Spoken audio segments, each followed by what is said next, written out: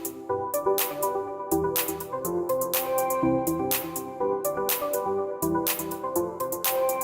back to Pop Tabs, keeping tabs on all your pop culture topics. I'm your host, Matthew Yapp, and joining me today is... Isabella Torres. And... Bailey Shelton. Bailey, you're new. What do you do? I'm a journalism major here at Ball State, and I do a lot of news stuff. Neat. Mm-hmm. Isabella, you've been here Yeah. so many times. Yeah, I know. I'm But getting old. you know what else has come up so many times? What? The children. They're in danger. So loot boxes are apparently super, super dangerous now, to the point where the Senator Maggie Hansen of New Hampshire has requested that the FTC looks into loot boxes as they have similar psychological effects as gambling does, and she's worried that children playing these games are going to become like addicted and die. So, what are your initial thoughts on this? My initial thoughts come from basically just the comparison to gambling. Honestly, I had to look more into what a loot box is, and then I realized like just how much of a commonality it is, where it's like in every game I've ever played. And so that kind of made me think like, okay, they see like it's through everywhere, and a lot of it comes in like stupid stories where you hear, oh, my kid spent a lot of my credit card money on this video game and all he has are like skins to show for it. So I think that, you know, it comes from a very mild issue and then turns into something bigger when you think about like, okay, this could mean a lot of money from parents' pockets. This could mean a lot of irresponsibility when it comes to understanding a lot of these games are targeted towards children. Yeah. You know, what are you teaching them? It's not necessarily we have to keep everything regulated or these kids are going to be in danger. I think it's a lot of, well, should we be concerned about this? Should we actually be watching and making sure that these games are looking out for their audiences? Yeah. I don't know. My initial thoughts is I think loot boxes are dumb and they're not needed. However, I don't think that they're as big as a problem as Ms. Hansen said. But a lot of that does come in, like if little Billy steals his mom's credit card, there's a lot of factors that could go into like Billy getting the credit card and like how you teach your kids like responsibility about that. And it's also like ignorance on the parent side about like how these games work still, you know? So I feel like that draws a lot into it, but I really don't think it's that big a problem. And how she said it's an endemic in gaming, and I thought that was a bit hyperbolizing the idea. I have kind of two issues with it. One, the idea that like, okay, so a kid steals his mom's credit card and now he's bought $500 worth of loot boxes and he didn't get anything out of it. And I think that, I can see that's kind of a problem, but that's a lot on the parents. Exactly. Like, don't let your kid around your credit card or teach your kid not to steal your credit card. Also, I don't think that's specifically a video game issue. Yeah. I know a child who he stole his mom's credit card and bought about $200 worth of zoo books, if you remember those infomercials when you were a kid. Yeah, so he went and bought himself some zoo books. And so it's not like necessarily like an addiction in gambling and kids are being corrupted. I think it's just, it's the new form of media. Yeah. And so kids always kind of steal, like not all kids, but a lot of kids tend to steal from their parents to get things they want. It's probably that you haven't like taught your kid not to steal or that you haven't said no enough. Probably something on you, not to put everything on the parents, but there's a decent idea there. I mean, why can't there be responsibility on both sides though? Of the children and the parents? Well, no. What I'm saying is, it's not solely a parent's responsibility. Like, you shouldn't teach parents to helicopter their children for every single aspect of, like, you can't put 100% of what happens to a child on the parent. Right. There are other influences that happen to a kid every single day, and you can't monitor them 24/7. You shouldn't monitor them 24/7. Yeah. But you know, there are influences in this world. Like that's why there's not swearing on every TV channel, and there are certain regulations in all media. So what's to say like this new media shouldn't be regulated in some form or fashion based on the fact that most of their audience members are children? Well, it's because it's a business, and I think it's unfair of a business we have to kind of limit the way that we're making money because, again, it is their kid, and yes, like you should be concerned with the safety and the health of a child, but I don't think it's reasonable to ask businesses to worry about the financials of a family and how you are treating your kid to treat finances. But there's every business, every industry has regulations. Regulations on, again, I think most of the regulations, especially with like we're calling it like a health issue and like the safety of the kids, I don't think the money has anything to do with that. I mean, it I does agree set with a that. foundation for gambling. It is gambling. Well, gambling, something else that was brought up by video game companies is with gambling, you are putting in money and you have no idea what you're getting out. With this, they are providing you a product. It's not gambling in the sense that like I put in $1 and maybe I get something. You're gonna get something no matter what. Okay, so what's the difference between this, a loot box, like, oh, you could get something amazing and worth your money, or you could just get a small prize, and say a lottery ticket that no matter what you're going to get like $1 or $2, but you could get up to say $1,000. It's the same concept, right? It is, but I don't really know of lottery tickets that do that. Pretty much every gas station has a lottery ticket that does that. All right, and I see your point there, but I do think that I don't see it as gambling personally. Isabella, do you see it as gambling? I personally don't, because if by that logic, then little things marketed towards kids like those little 25-cent capsule things or like miniature loot boxes, like Yeah. I don't know, because then that would be like kind of gambling too. Sure, it's not popular, but by the same concept it is. So I don't see it, and I don't think it's that big a problem. I think this is very hyperbolized, personally. Okay. Yeah. I mean, at the end of the day, it all comes down to whatever makes a large body of people most comfortable. And I think that, like, at the end of the day, once the discussion is over, the point of having these discussions is understanding what parents want out of the companies that are talking to their kids. And if that means a little bit stricter regulations on this sort of things, that's just the nature of the beast. Well, something that you just mentioned that I find a little odd is a lot of these things in the discussions are game companies need to get rid of loot boxes to do this, or really loot boxes to do this for the kids.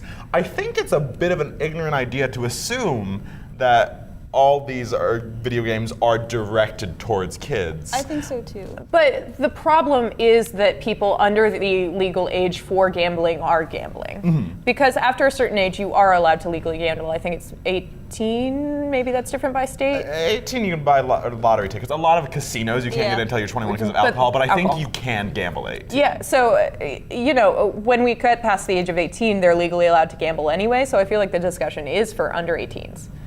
But what I'm saying is these laws and things are going to affect things that would not be affecting just specifically children. Right. And so I see that as a bit of an issue. Do you think that, I mean, at least Hanson's approach is coming out of it looking at these Just video for the games are just kids. for kids? Yeah, it definitely could have an impact on adults. You're right. I mean, it would take loot boxes away from all users unless they find some way to regulate age controls. Yeah. But I think that it would probably be hard to regulate in the same way that like online poker and fantasy football would be hard to regulate. Right. So those are some of the same problems that this legislation might face in the future. Yeah. Yeah, and it's unfair for like obviously a lot of kids play video games, but also like there is such a huge dedicated like market towards grown adults too that play these video games. So I feel like they would probably benefit from getting rid of loot boxes, but like having them like be affected because of like children playing it, I feel like that would harm the market a lot. Well, I have to say it was interesting to me because I saw an article that was talking about like this child bought over like $400 worth of in-game purchases in Grand Theft Auto, and the interesting point there is Grand Theft Auto is a mature-rated game. Exactly. That child was technically not supposed to be playing the game either way, and so I do think a lot of it does fall into, again, kind of the parents, because somebody bought that kid that video game. And so if you're now upset that your child bought $400 in a mature-rated video game, why was the child playing the video game in the first place? You know what I mean? Yeah, but that's a little bit of devil's advocate, you know. It's valid. Another thing that some people have kind of started to come up is it doesn't have a direct negative influence, because we were talking about it's similar to gambling, but if you look at like drugs, alcohol, things like that, they have immediate health risks, where this one is more of a financial thing. Where do you land on that specifically? Just because something doesn't immediately hurt you doesn't necessarily mean that it isn't harmful. The same argument goes for a lot of vices, so to speak. For instance, when we first learned about cigarette use when we were kids, a lot of the conversation is surrounded like, okay, you can have one cigarette and it's not going to immediately puncture your lungs or anything. But if you have a cigarette every single day for the rest of your life, you're going to shorten your life by many years. Yeah. So the conversation with this is, okay, maybe today we don't lose lots of money on this, but it could set up a standard of financial irresponsibility in whoever is gambling. To the point when they are responsible for their own money, or in a few years' time, say they're an adult, they don't necessarily feel the sting of gambling away a large sum of money because they've had this standard of this is okay, so why wouldn't the next thing be? Okay, yeah, I get you. I can understand that too. I didn't really think about it that way until you just brought that up. So that puts a new spin on it. But at the same time too, this is coming from somebody who's like grown up like while loot boxes are becoming more popular. Yeah. So like I wasn't a kid buying a loot box obviously, but I feel as if you learn more and more about like money responsibility, especially if you're like planning on being a student. I feel like if like say that kid grows up to be a university student, I feel like they would know how to handle like their leisure money and their like their actual like financial stability. I don't know. But that kind of like is a person by person basis That's true as well. too. That's true. Yeah. I mean, how many Good people point. do you know that aren't financially responsible? Quite a few. Yeah. But and self-included. I do think that falls into a lot of things. It's kind of the same argument, and this is still a law, but this argument a lot of people have against like the seatbelt law is that if you want to harm yourself, that's on you. And while I personally think wear your seatbelt because it could hurt other people, but I do think a lot of this falls onto personal responsibility, where unfortunately the world is not going to cater to make sure you are doing okay and that you're responsible financially. That is for you to learn, and I don't personally think it is anywhere in the responsibility of a business to make sure somebody is spending financially. Because kind of the same thing could happen with like, I don't know, movies. Like somebody can go and see a movie 20 times a day and they don't actually have enough time. But McDonald's, I think, is a better answer, where somebody could go and spend $400 at McDonald's, and it's not McDonald's responsibility to be like, hey, this is unhealthy for you and financially irresponsible. I think that person has to take responsibility for that. I mean, there's a certain point where you turn a blind eye, though. Like if McDonald's is injecting carcinogens into their burgers or something like that, they can't say, well, you knew that we were unhealthy, so it's not our fault that you contracted a disease on our food. Well, I mean, This is a bit different though because loot boxes are completely optional. Right. Which is, and they're very advertised as optional. I'm saying they don't, and no one is misleading people about like And I don't anything think a inside gaming this. company should apologize because you spent so much money on a loot box. Right. I mean, yeah. To a certain degree, I agree with you. I think it's all situational. That's really valid. Very case by case. Yeah. But any closing thoughts on this, gang? Just get rid of loot boxes. They're just trouble. I don't like them in games. They're dumb anyways. No, I've They're never just bought it's like an advertisement. Sometimes it like pops up while you're in the middle of everything. Yeah, It's like I paid for a full game. Give me the full game. Yeah, I've never bought a loot box. Don't really plan on it. Me either. You know who else didn't plan on things going wrong?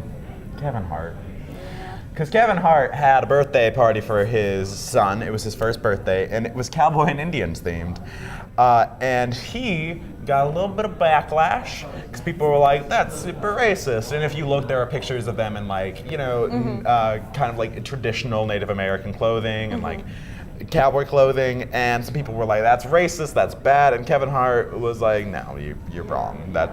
He talked about how when he was growing up, cowboys and Indian was like the most common thing, and for children it was like very normal, and he does not see it as wrong at all, and he's not going to apologize for it. So what are your initial thoughts on this? I was reading an article that also said that this wasn't the first time he actually mentioned kind of having this opposition to the idea that Native Americans have had what's the word for it? Adversity. Yeah.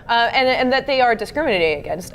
He was one of the first people to speak out and say that he thought that comparing Redskins to the N-word was a little bit hyperbolic and over the top. So it's not news that he thinks that this issue is not necessarily as big as people make it out to be. Right.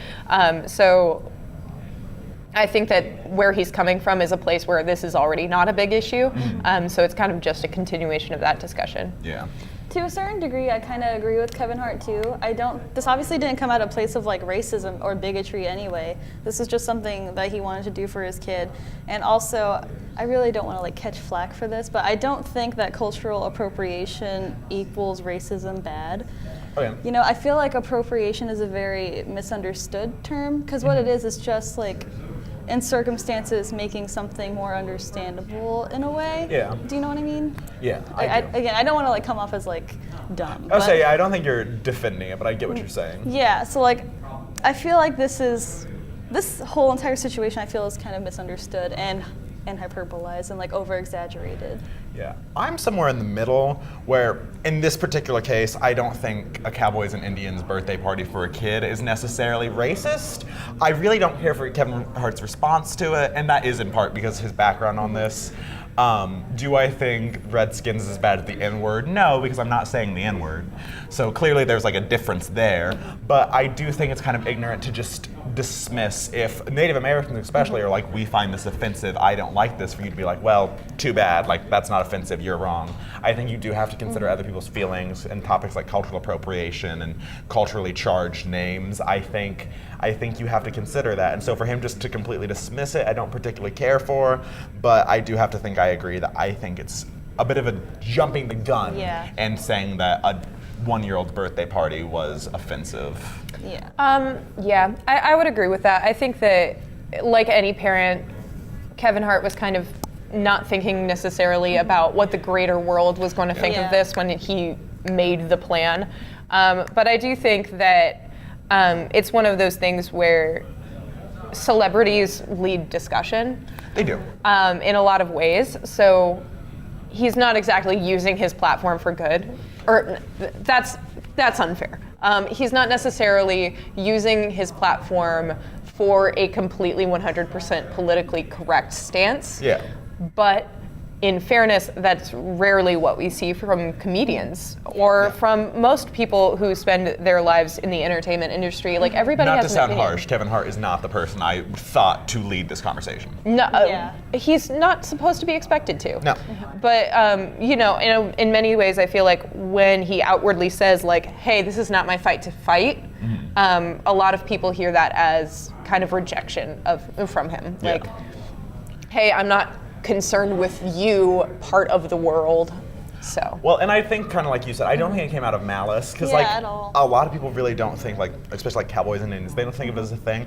I went to a high school, we were the Anderson Indians, and our mascot was a white dude always, in a headdress who hopped around and did a Native American dance, and I thought that was like fine. And then when I got to college, I spoke to someone who was actually a Native American, and she was like, oh, I really hate that. And it's just, when you never have that idea kind of challenged, you really just don't even think about it. So I don't think he was coming at it from a place of malice so much as just he didn't really think about it. And had he thought about it, I mean, clearly he has now thought about it, and he stood by his point, and that's his decision. And so I don't know. I wouldn't call it racist personally.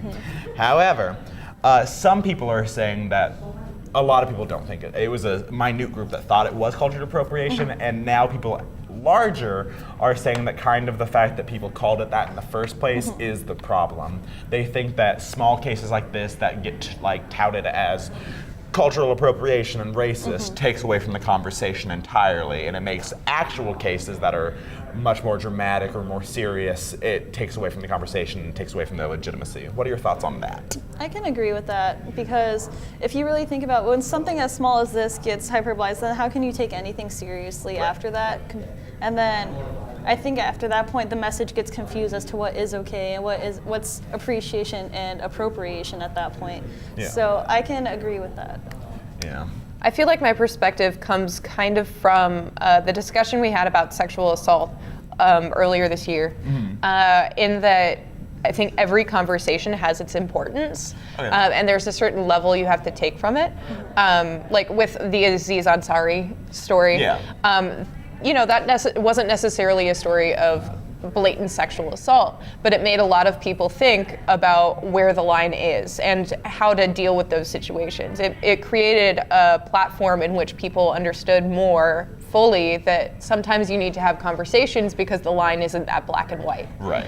So I think with this Kevin Hart situation, it may not strictly say like, oh, this person is racist, we need to blacklist him. Yeah. But it does start a conversation of, okay, well, if this isn't okay, what is the standard that we need to be holding people to? I think I'm leaning towards you, where I agree that, like, do I think this was racist? No. Do I think that it raises an important question on, like, where, like you said, where is the line? And I think that's the main thing people could take out of this. Yeah. Although I do also kind of agree with Isabella in the sense that I think a lot of it does take away, because now, say someone 4 months from now is doing like blackface, and people are like, that's messed up and cultural appropriation or racist. I am positive a bunch of old men will be like, you guys do this with everything. Remember when Kevin Hart just had that birthday party? I think a lot of people probably purposely take small cases like this and hold on to them to try to invalidate other conversations. Like be used for weak arguments. Yes. But I think that this is totally a devil's advocate point. Totally fine. But I think that when we talk about adversity in America, a lot of the times we don't talk about every single group in the proper light. We don't. And I think that, hearing these statements from Kevin Hart, it does reflect a lot of this thinking that Native Americans haven't suffered enough to really deserve to say like the words cultural appropriation. When you think about it, they have suffered a lot, especially for this country. No. And it's an older suffering than a lot of other groups that have suffered in this country. It's an older and a deeper, and I'd say a very ongoing suffering that we very much as a culture ignore. I think Kevin Hart was a perfect example of that, of like people just being like, they haven't been through anything. When to this day, like they're losing land, they're losing rights, they lost voting rights at this midterm election. There's heavy alcoholism in the reservations in America today, and they're still losing land, and there are still people that are persecuting against them. So, it's weird to say like the first time you hear this conversation come up in a few months and it's immediately blown off as, it's not a big deal. That's a good point. I didn't think about the fact that like myself even, I was like, whatever. Well, it's like, when's the last time we really had this conversation? It was probably the Redskins thing. The Redskins, and that was years ago. And what came of that is they stayed the Redskins. They're still the Washington Redskins. How quickly we forget. Yeah. That's a really good point. Or the Keystone Pipeline. That was huge, and like nothing.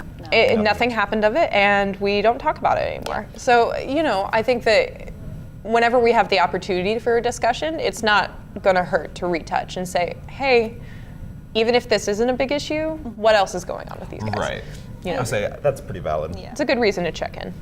Now, another thing that came up is a lot of people of Native American descent came out and they were like, it's fine, you can put on like cowboy and Indian costume. Sit in front of a teepee, it's fine. Right, they didn't mind because they brought up the fact that like we have much bigger things going on in our life than worrying about your child's birthday party.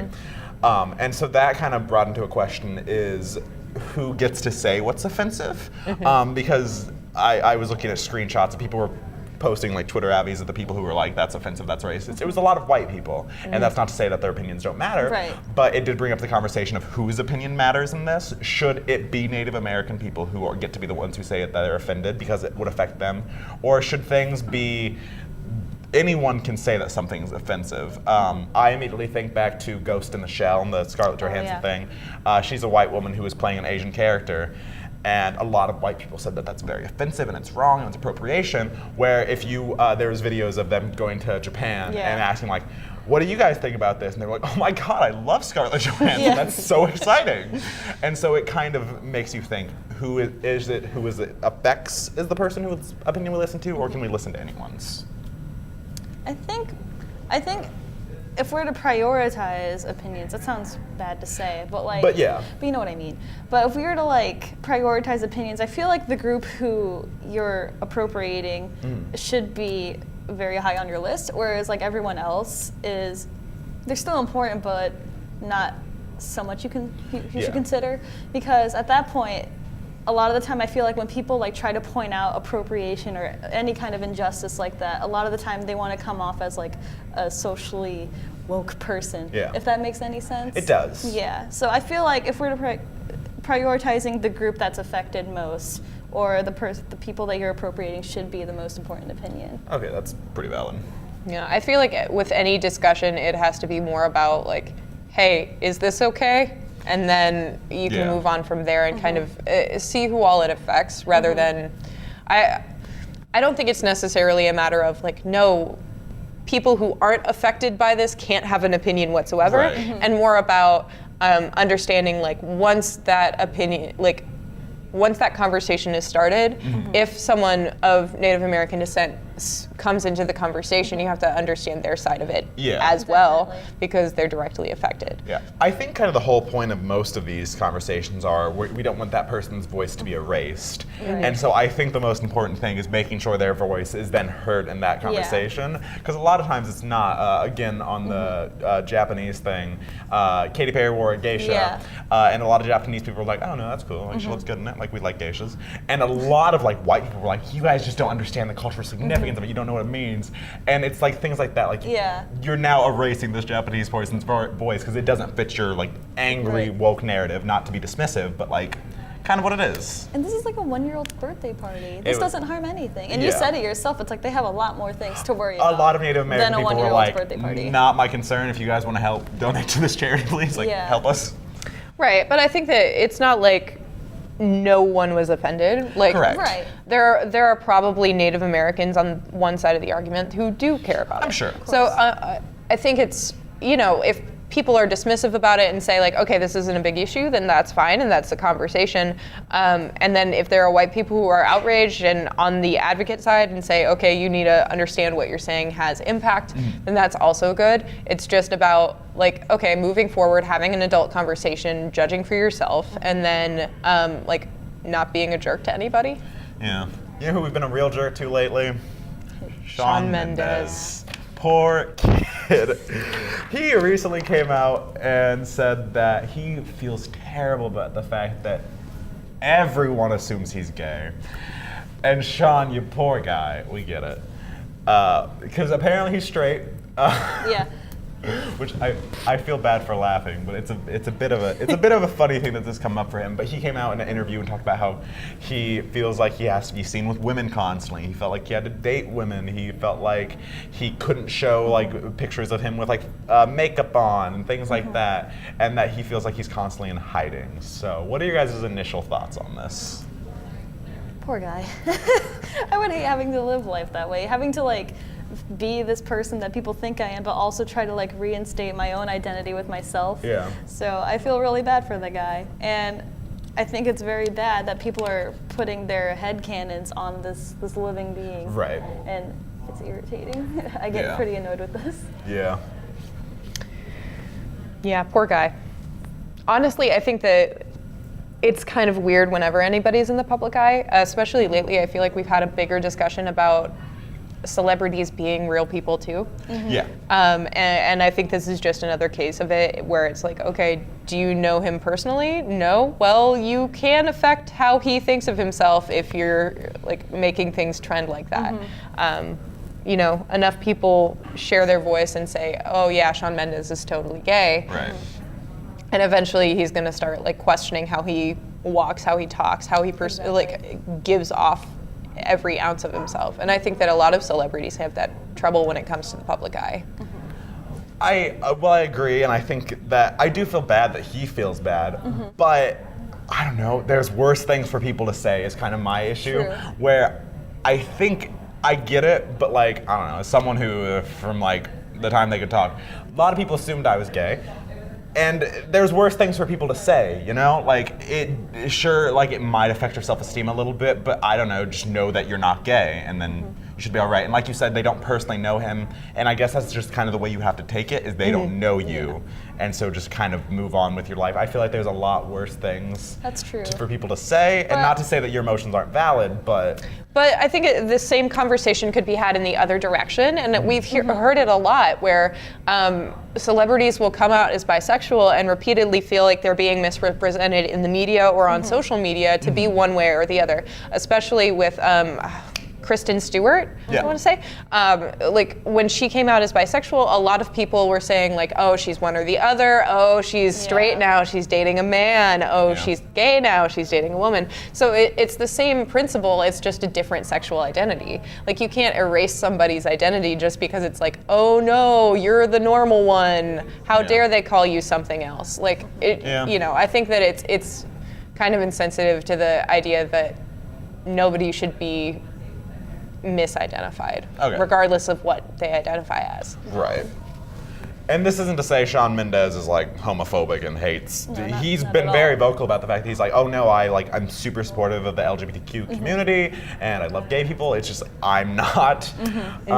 And what's interesting is a lot of the people saying like Shawn Mendes is gay are gay people. They've started to like identify with him in a weird sense. Like they're like there's a lot of memes and stuff that they use with gifs of him showing be like, this was just like me. And a funny one I saw that's not funny, but is when he came out and was like, I'm not gay. A lot of gay people were like, that was me. And so I don't think the kid can win. But there's like no winning. Why do you think gay people specifically are kind of pushing this sexuality onto him? I feel like maybe it's because he's like, he is so well known and he's like really well liked, and I feel like that's like personal projection with a lot of like gay people where they want to be loved by a lot of people too, and like because of circumstances they might not be. You know, does that make sense? Yeah. Yeah. So I feel like having that like projection and like finding identification and relation with him and having him not be who they think they are can be a bit disheartening for them, but they should not enforce what they think is to be real on him to this point where he has to question everything he does. Yeah. So I feel like it's just a really big personal relation thing. Right. That they want to be loved like he is. On a far more basic level, he's not hyper-masculine. That's true too, yeah. And he's not unattractive. So, you know, it's kind of like when gay celebrities come out and teenage girls still find them attractive. Like, how many times have you seen a tweet where they're like, oh my God, I'm going to marry Anthony from Queer Eye? And it's like, no, you're not. I know. You are a 14-year-old girl and he is a 27-year-old gay man. It's not going to happen. I think it's the same. None of you are marrying Harry Styles for the same reason I'm calling it now. Putting it out there. But you know what I'm saying. Yes, It's like, it's a wish that he was, you know? Yeah, exactly. Because he's half an inch more attainable if he is. Yeah, I think a lot of it does have to do with the fact of kind of like relation where he's like this effeminate dude who, like you said, is very attractive, and so you're like, oh my gosh, look at him, he's successful, even though he's effeminate and twinkie. So like I could be too. And so I think that's where a lot of people kind of see it, and then I do think I'd say almost a bigger part, or they're like, oh, I want to sleep with Shawn Mendes, so don't keep that soundbite. So people then are trying to like kind of, I don't know, project that onto them so they think they have a chance. Yeah. Half projection, half attraction. Yeah, very, very. A mixture. Yeah.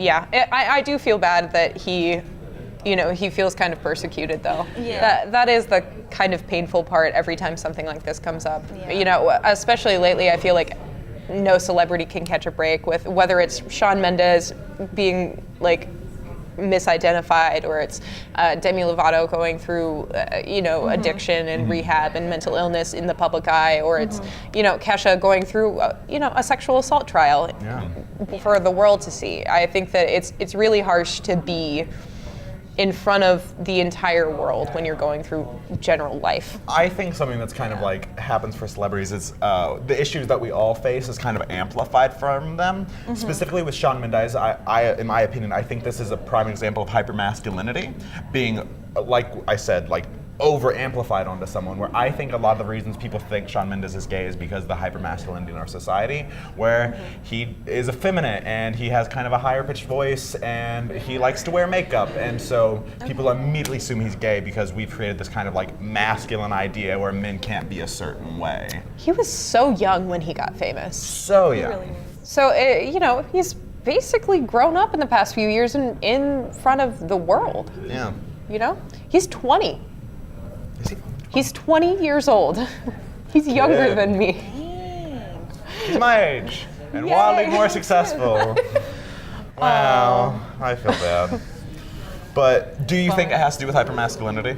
I mean, he's a definitely kid. related. Of course he's not going to be the symbol of masculinity. Right. You know, if he were beefed up at 20, or like when he got famous, like 3 years ago, Yeah.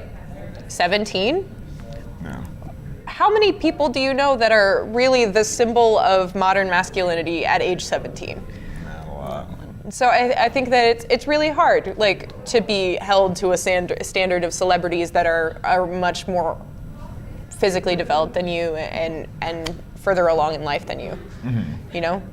Yeah, I feel like there's definitely a relation to hypermasculinity, and he feels like he said himself where he has to be seen with a woman in order to justify his sexuality, and he has to do all these like masculine things instead of being himself. So there's definitely like characteristics of masculinity being there and going against the norm, and because of that, he must be gay. If you don't act like a man, you must be gay. Yeah. Whatever acting like a man is.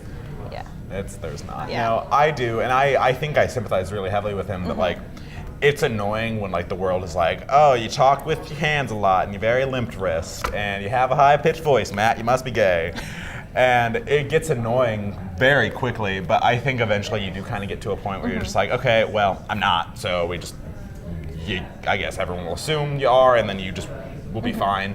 I do agree, but to a certain extent, you're not. I guess he's so much in a more public eye, and Which so was I say, I'm sure it's much worse for yeah, him. and like because especially in this day and age where celebrities are so much more open and much more available to their followers and their fans and all Yeah. that can be so much harder to like keep up and maintain for every day.